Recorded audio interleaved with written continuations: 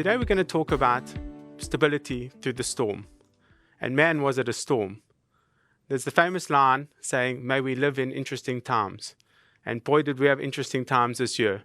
For 3 quarters, we had a real bad performance out of world markets. In the 4th quarter, we came and we saw a much bigger recovery. But putting the whole year together, you can see on the slide, the dark green on the one side of the slide are all dollar performances of global bonds and global equities. All of them are down mid-teens for the whole year, notwithstanding the recovery in the 4th quarter. The lighter green bar shows the Foord International, which is the building block of the stable fund, which is a global asset allocation fund. To have done a positive performance in dollars is an amazing result that we're very proud of. And it fits with the idea of Foord always doing really well when the markets are tough. We build resilient portfolios and we expect to hold up very well in those times, and it was proven in the year. On the right-hand side, you can see that Q4 performance pushed the SA equity and SA bonds to a positive performance for the year. Putting it all together, the very light green bar at the end is the 2022 performance of the stable fund, which is a positive number. In the context of a very tough year, it's something we're very proud of. And at 38% equity, almost near the max, it shows you that even with that high equity component, we did well. So rounding off the year, very, very happy with how 2022 ended, given the circumstances. If we dig into the different reasons for it, so for the 3 quarters, we would have been talking about the interest rate shock. It could have been supply chain. It could have been Russia. It could have been just the labor market being very tight in the US. But it's all about the soft landing in the 4th quarter. Soft landing being interest rates, according to the market, have peaked, and we will see a downward trajectory over the next few years. I'll talk a bit more about that as I go through the presentation, but that's absolutely one of the reasons why the 4th quarter did very well. Some of the numbers to put context to it, the global equity market was up almost 10% in US dollars, and the JSE was up 15%. Those are very strong numbers. And obviously we had dollar weakness as the year ended also. So where did the performance come from? Or let's start with the actual performance in Q4. A very good number of 5% in the 4th quarter, which is created the positive year, 3.3 for the year. Importantly, if you look at the 3 and 10 year and 15 year numbers, all around the 8 to 9%, very good through a cycle, making sure we did a positive number in the 1 year. But importantly, if you go to the peer mean, which is on the very end of the table, you can see that we've outperformed pretty much across all time periods, which is something we're proud of also. So doing nicely against inflation, doing nicely against peers, and resilient when we needed it. So where did the performance come from? As you can see, it was quite broad-based in the 3 months. As I said, equities did well, and we did well also. Naspers, Richemont, Anheuser were contributors to the 3-month performance. Interest-bearing obviously is a big allocation of over 40%, and therefore that did well as a result of the weighting that we had in the interest-bearing. And then the foreign side of things, I spoke about the alpha on the Foord International, but Foord Global Equity, which is also a building block, had a very good performance as China came through and performed very well. The one hindrance on that side would have been the equity hedge, which is a short future, which basically reduces the equity in the foreign component. But actually, interestingly enough, I'll talk about it, we let it roll off near the end of the year, and we participated at that last push in world markets. So I think it was a good performance coming from across the board, and it would be similar if you look at it on a 1-year basis also. Given the time constraints, I think I generally do take people through MICE, which is our kind of temperature gauge of where we are in the world. So for summary, we think that money for the market is still being withdrawn. Confidence to skip over is kind of neutral, and earnings, given the high base, especially in the US, is going to be a headwind. So what I'm going to do today is I'm going to just look at that interest rate part of MICE. So I am pushed for time, but I'm going to try and explain this chart in a short period of time. I think if you think about this chart, it's just the market expectation of inflation looking 2 years forward. The way we do it is just to take a 2-year bond in the US and we minus the tip return or the tip yield, which gives you a implied inflation expectation. So if you understood what that means, this basically says, today, how do I think inflation will look in 2 years' time, which is just a simple way of thinking about inflation expectation priced into the market. What I've done there is separated the first block, which is the 3 quarters, which I spoke about, was really tough for the world. At the end of the day, the S&P is priced off an interest rate curve, which has an inflation expectation built into it. So as inflation expectation was pushing up to over 5% in the first 3 quarters, the world markets were down 20%. World markets recovered when inflation expectation came down to 2%. That means that as of today, a person in America that is buying the market is expecting inflation to normalize back down to 2. The problem with that is it's already building quite a good outcome for inflation, in our opinion.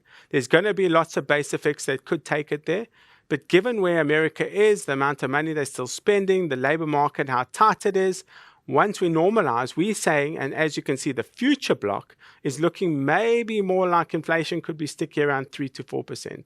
That has obvious implications because everyone is building in now the 2% inflation into their numbers. As I said, why is that important? If you just look at this chart over here, now the 2 lines are very similar in color, so I'll talk about the higher line and the lower line. If you see the lower line, that's the Fed funds rate, meaning that's the price that the market is expecting interest rates to be in the next few years. The first one is calendar year end 23. The second dot is 2.9, which is calendar year end 24. What that's saying is basically from the 4.75 that we're at right now in the US, roughly, we're going to see more than 1.5% cuts down over the next 2 years, according to the market. The upper line is the Fed dot plot, and we've just taken the mean so we can kind of get a view of where the Fed is signaling interest rates are going to be. Now, the Fed is signaling 5%, 4%, and 3%, which is not that big a cut, only about 75 basis points over 2 years. So what we're saying now is the market's already expecting inflation to come down to 2% in 2 years' time. In that context, that 2.9% is an acceptable number of just 1% real over that. The problem with that is if it disappoints, the market's already got that expectation that it's going to happen, whereas the Fed's signaling something very different. So what we're saying is we still do think that there'll be a soft landing. There are enough reasons for it, which I probably can't get into on the call, but some of them are that the consumer is still very asset rich. The banks have very good capital, and there's not that many interest-linked mortgages in the US. So I think there'll be a slowdown and a headwind. But against that, you've got China and Europe, which will probably do better over the period.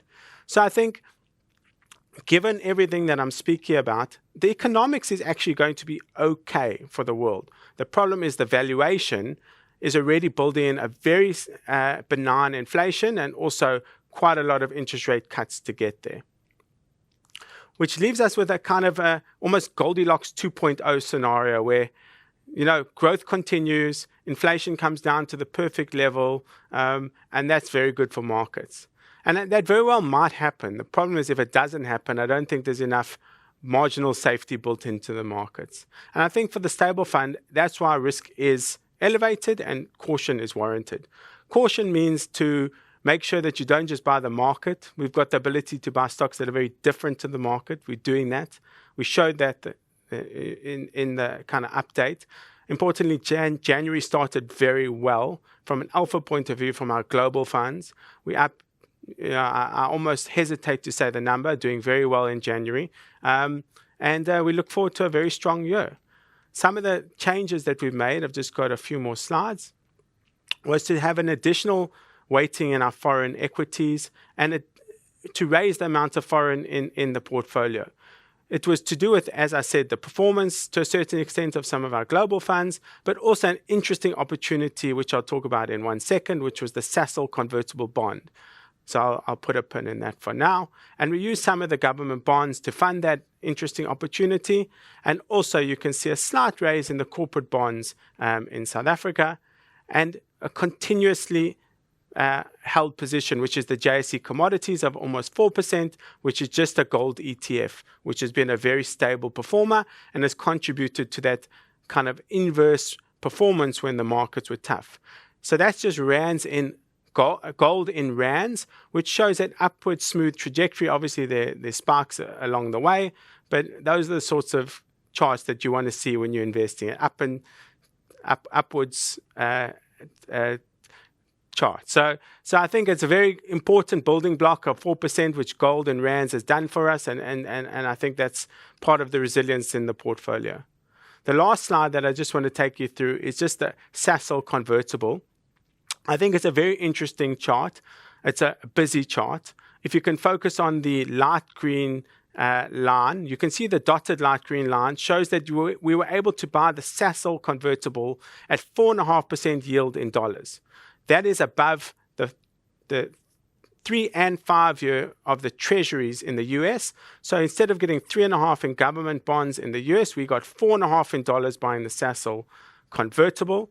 As you can see from the line, the upward facing line, there is a point where we can convert the convertible into Sasol shares. So the dark or the line that is dotted is just after we've deducted the dividends because it reduces the exercise price. So in simple terms, we have Sasol at 4.5% in dollars, and the exercise price is around about the spot price right now, which is very good economics for us, and we get the downside protection of achieving 4.5% in dollars no matter what. So I think that's the world we're going into. We continue to need to be creative in the way we manage the portfolios, and we're seeing lots of opportunities, Sasol convertible being one of the examples. Thank you very much. Yeah, it's something that we hope won't happen, but I don't think hope's a strategy. I think, importantly, if you think about how I've spoken about the stable fund, there is a significant amount of the stable fund that's not focused on South Africa. It's important to have that diversification in the portfolio, and that's something that we're quite cognizant of. So if you look at our bond positioning, we actually, although we do have some long duration bonds, we still are focused on the belly of the curve because we think that there are a lot of things that could be downside risks. One of them being the mandate change, but there are many others that I could spend on this talk, just talking about the downside risks to South Africa. So I think the key there is to just make sure that you are protected for any downside scenario, and one of them being the mandate change. Yeah, I think it's a very important question. It's one we actually get from some investors. I think the key part there is that if you have a foreign component, it's important to have equities that you trust. The rand tends to be quite a risk asset. So when the rand is strengthening, there's probably some sort of positivity around the world also. So I think the key there is you need to find opportunities that you really believe in on the global side that will compensate you for the volatility of having a different currency to your benchmark. If you do perform as we have in the last year on the global equities, they will compensate you for any rand strength. But it is important to be cognizant that you can't be too 0-1 on this. You need some SA incorporated stocks also. You need some SA bonds. And that's where that diversification and knowing that you don't know everything also is important to protect the portfolio. Yeah, it's sometimes a hard one because there are a lot of cheap things in South Africa. So South Africa, we talk about, we've spent a lot of time. South Africa is not improving from an economic point of view. The infrastructure is imploding, whether it's our electricity, whether it's our transport that Transnet can't deliver the resources to the coast. It's really hard sometimes. But at the end of the day, it's three components to an investment in an equity, and it's all about the income that you get at the end of the day, whether it's the dividend, the earnings growth, or the PE to a certain extent. The South African economy right now is offering very good valuation entry points as a result of those things that we spoke about. So it is very hard. You don't want to have too much in South Africa given the failed state risk, but equities do pass on whatever inflation you get. So I think there's a kind of I think it's well understood and well managed from the portfolio construction. Yeah, I kind of alluded to at the end of the presentation. I think the 186 is a very good asset in our minds, but there are actually more interesting things that are coming on our radar. Case in point, like some of the corporate bonds that I spoke about, which are even shorter duration, but have, I guess, a good stable return. But the one that I highlighted, which is quite a substantial purchase over the period, was the Sasol convertible bond. So when you get an opportunity like that, you can use the 186 as a funding trade to buy more interesting opportunities. It's still quite a big allocation, so it's not that we're selling out completely. We're just using it as a funding for other interesting opportunities.